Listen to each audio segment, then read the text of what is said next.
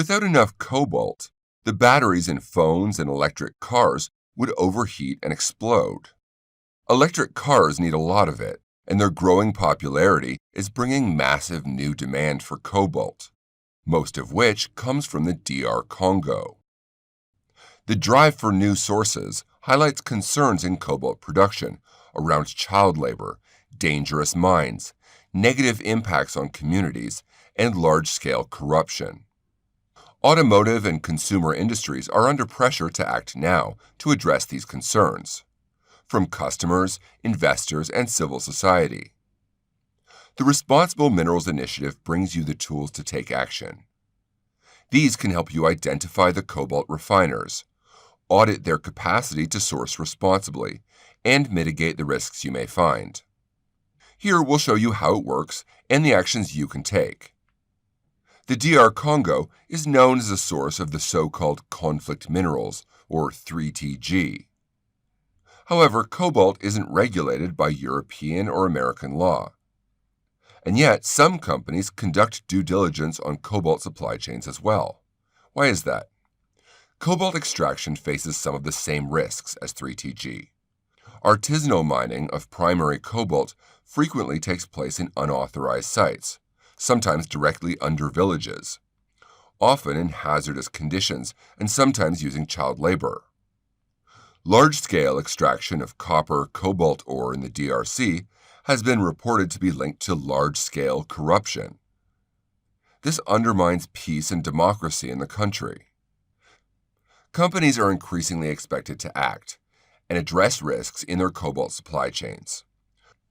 High-profile reports have exposed risks of serious human rights abuse and corruption, and the stories have been picked up by the media.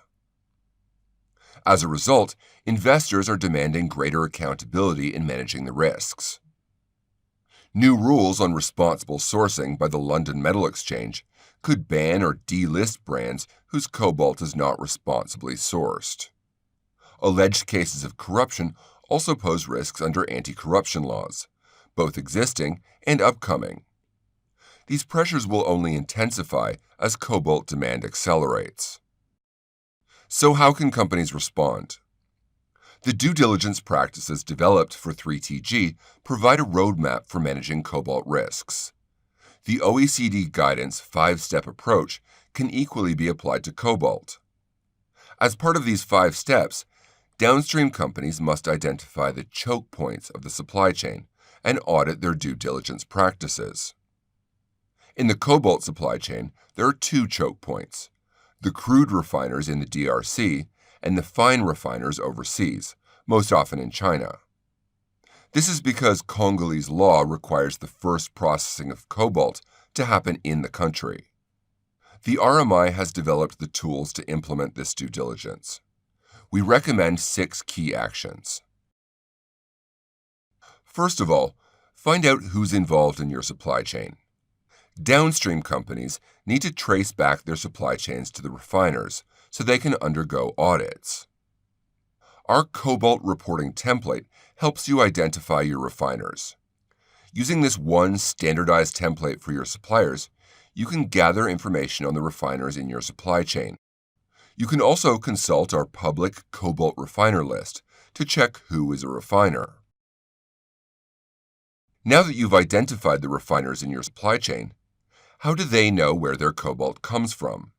A third-party audit checks that the refiner has due diligence systems to identify their sources and assess risks.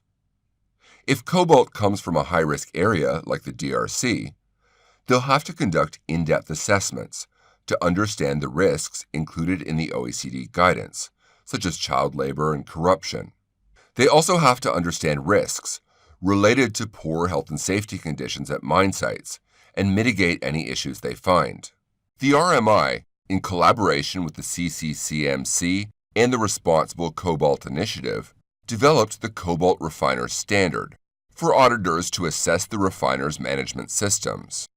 To apply the standard, auditors will follow the same process we use for 3TGs, based on the OECD guidance. Once the refiner has successfully completed an assessment, they'll be added to our conformance smelters list. Some refiners may still be reluctant to undergo an audit. Conduct outreach with your battery suppliers and engage with refiners directly or through our refiner engagement teams to encourage participation.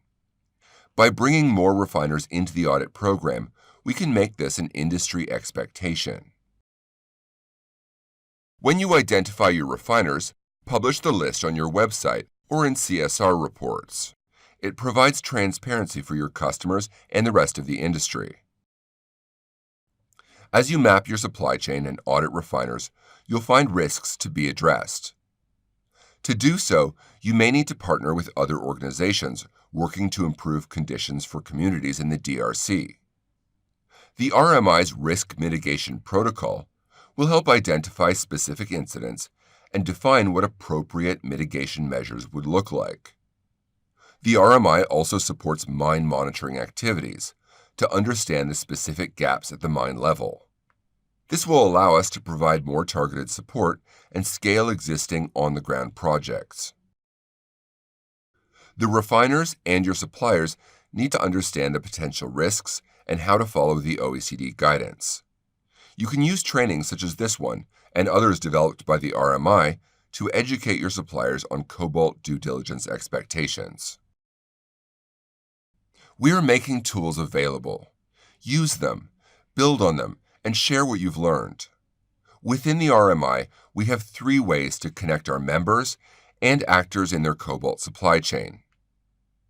Our Risk Readiness Assessment is a shared tool that allows you to look at all major environmental, social, and governance issues across 15 different minerals. You can use it for cobalt refiners and large-scale cobalt producers to understand their performance. Many cobalt refiners have already completed this assessment, and you can request to see the results on the platform. Cobalt is used by multiple industries, and we need to work together to have the leverage it takes to encourage responsible sourcing of cobalt. Collaborate with partners through industry groups to drive participation throughout the supply chain. And RMI members can share knowledge by joining our Cobalt Work Group. There are projects on the ground that provide community and technical support and work towards formalizing artisanal mining of cobalt. These projects are ongoing, but they need to be scaled up and expand to all mining sites. Look for opportunities to get engaged. We can pool the funding and assign it to projects. By working collectively, we can be effective in building a responsible cobalt supply chain, improving safety, preventing corruption, and protecting our own companies.